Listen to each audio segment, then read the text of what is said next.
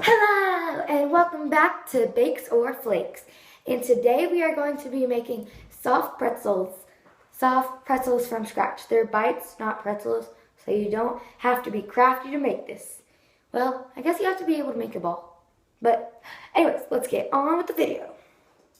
For this, you're going to need 1.5 cups of warm water, 2 tablespoons of light brown sugar, 1 pack of active dry yeast, and you cannot replace this with any other product. Like you can't use baking soda or baking powder. It has to be dry yeast or else your dough will not rise and you won't get that nice and fluffy texture in the bread.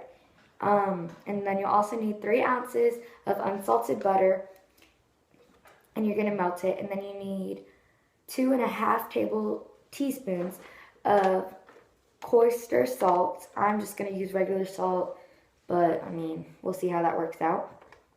And then you're going to need 4.5 to 5 cups of flour, vegetable oil, 3 quarts of water, half a cup of baking soda, 1 egg beaten with 1 tablespoon of cold water, and oyster sea salt, which I'm just going to use regular salt too because I can't go to the store right now, so we'll just see how that works out.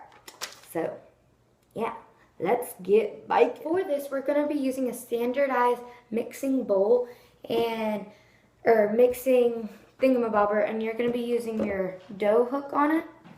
And then the first thing we're going to do is take our warm water, our brown sugar, which is going to be 2 tablespoons.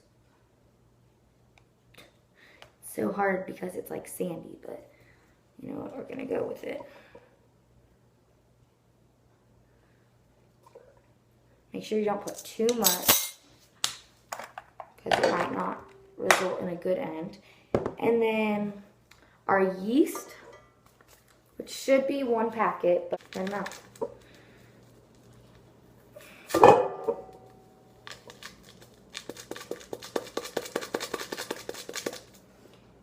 And then we're going to be taking our butter, which is 3 ounces, which is kind of weird, but yeah. Luckily I had that measurements. And then, yep. And now that you've put in all your ingredients, you're going to put it in the standardized mixing and put it on low speed until it starts to thicken up, and then you're going to speed it up, and you should do this for about 5 minutes. So after it's kneaded for about 5 minutes, we're going to take it off mixing so we don't spill, and you're going to add your salt and your flour. And I'm adding my flour 1 cup at a time because I don't want it to like pew. So we're going to measure out our salt. If I can get it open. Just going to be 2.5 teaspoons. Sorry, lost my train of thought. And then I'm going to start with 1 cup of flour.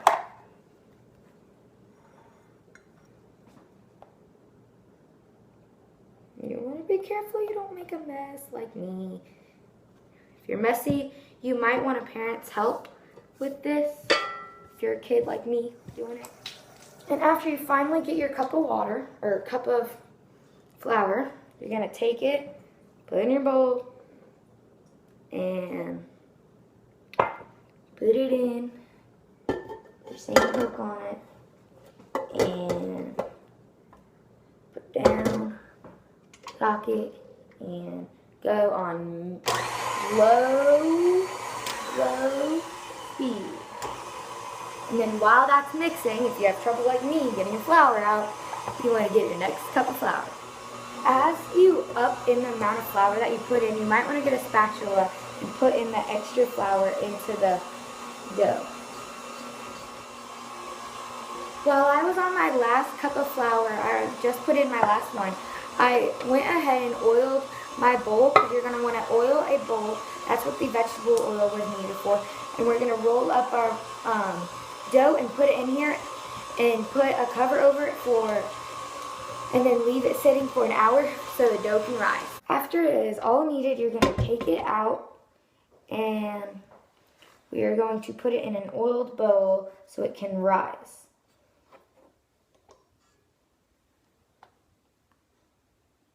And after you've put your dough in your oiled bowl, you're going to take a clean dishwasher rack, or you can take saran wrap and just place it over and let it sit for about an hour. It's okay if you go overtime. I mean, it's better for it to rise more than not rise enough. I'm back and my dough has risen. It should have risen like half the amount, but what we're going to do is we're going to take our dough out and we're going to lay it on a flat surface. And I just got 2 cutting boards because it's going to be a lot of dough, so you need a big surface.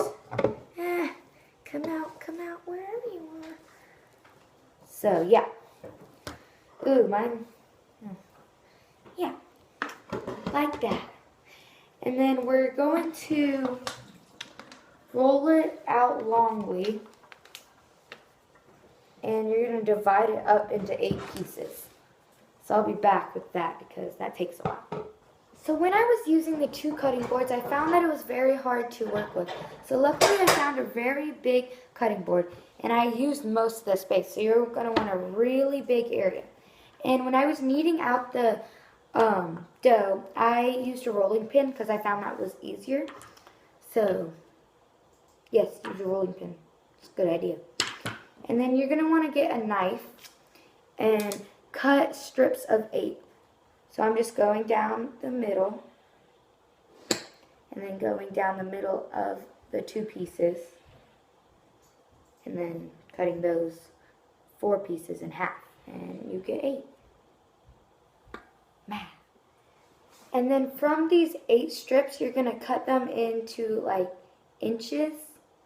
So like you're going to take it here and then cut there and then keep on going all the way down. And this is going to bake about 15, no, not 15, I'm sorry, that is way too much.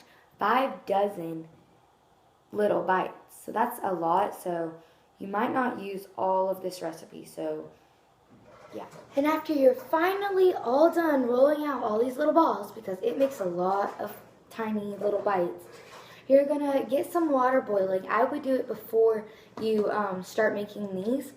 And you're gonna add some the baking soda to it. And be very, very, very careful.